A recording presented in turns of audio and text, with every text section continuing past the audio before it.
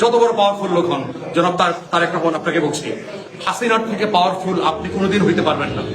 অতএব আপনি আপনার দলের গুন্ডা পান্ডা বদমাইশ ডিল করবেন, তা না হলে আমরা আমাদের এলাকাবাসী ঐক্যবদ্ধ বাংলাদেশ জোটকে সাথে নিয়ে এগুলো ডিল করবো।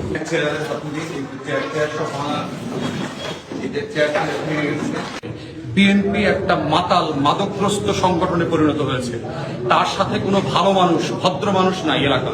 সব গুন্ডা পান্ডা বদমাইশ, চাঁদাবাজ এবং মাদকাগ্রস্ত এই ক্রিমিনাল গ্যাং হচ্ছে বিএনপির বেজ এরিয়া হয়ে গেছে।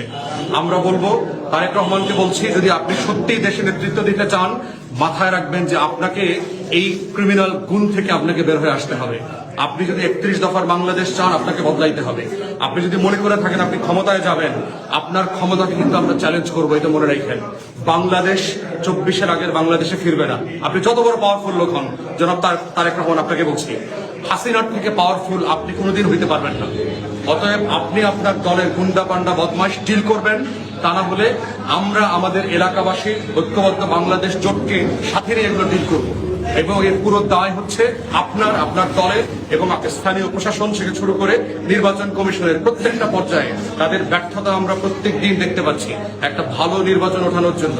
কালকে নির্বাচন হবে, অথচ ভোটাররা আশ্বস্ত হতে পারছে না যে তারা ভয় ভীতি ছাড়া কেন্দ্রে যেতে পারবে।